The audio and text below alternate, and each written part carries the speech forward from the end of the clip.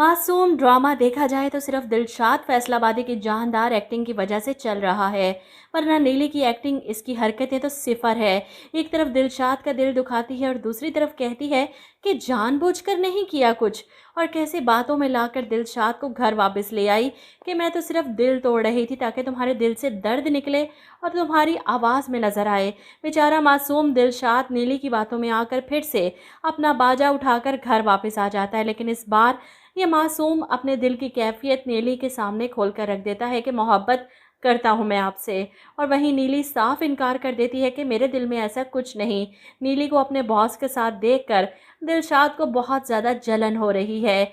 इसकी बहन इसे सही आईना दिखा रही है कि वीरे तेरे पास क्या है जो नीली तुझसे मोहब्बत करेगी, लेकिन दिलशाद इस वक्त सिर्फ नीली की मोहब्बत में पागल हो रहा है। और ऐसे में जब नीली रात देर से अपने बॉस के साथ घर वापस आती है तो दिलशाद को बहुत गुस्सा आता है। यहाँ पर नीली एक बार फिर से इसे ताना देती है कि मेरा ख़ानदान तो मरासियों के ख़ानदान से लाख दर्जे बेहतर है। दिलशाद फिर से नाराज़ हो जाता है और इसी दुखी दिल के साथ अगले दिन काम पर जाता है बुनियाने बेचने के लिए। दर्द भरी आवाज़ में सुर लगाता है, यहाँ तक कि इर्द गिर्द खड़े लोग इसकी वीडियोस बनाना शुरू करते हैं, वाह वाह करते हैं।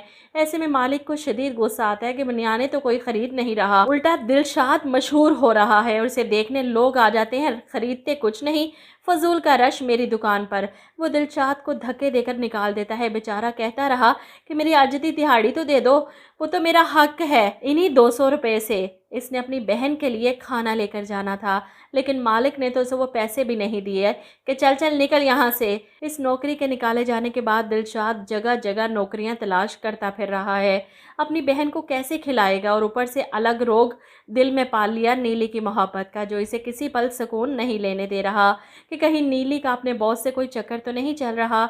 ऐसे में घर वापस आता है। नीली चुटकी को तो अंदर जाने देती है, लेकिन दिलशाद को दरवाजे पर रोक लेती है कि पहले अपने अल्फाज वापस लो, मुझसे माफ़ी मांगो, फिर अंदर आ सकोगे। दिलशाद अंदर आने की कोशिश करता है क्योंकि वो नीली से नाराज़ था और नीली भी मुसलसल इसका रास्ता रोके दरवाजे पर खड़ी कह कहे लगा रही है।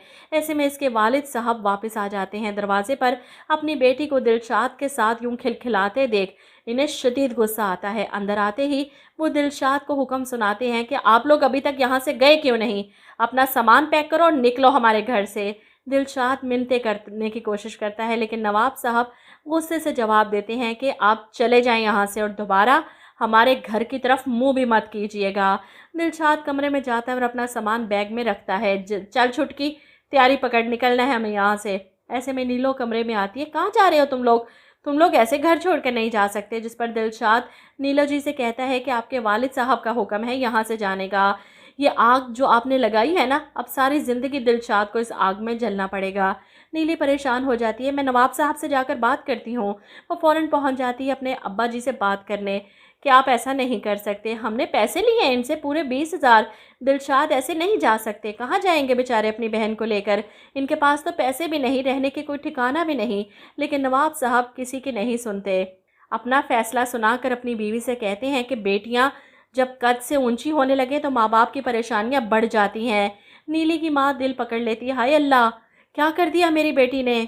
जवाब में नवाब साहब कहते हैं, जो कुछ हम देख सकते हैं काश वो आप भी देख सकते हैं। इन्हें इस घर में एक तूफ़ान उठता नज़र आ रहा है और इस तूफ़ान के उठने से पहले ही वो अपने हिफाजती इकदाम करना चाहते हैं। वहीं दूसरी तरफ नीलो अपनी जॉब पर भी मुसलसल जा रही है। कहने को तो सनी की केयर टेकर बनकर उस घर में गई, लेकिन लगता है कि फुल टाइम की मुलाजमा बन चुकी है, क्योंकि बाकायदा खाना बनाकर टेबल पर इन लोगों को सर्व कर रही है।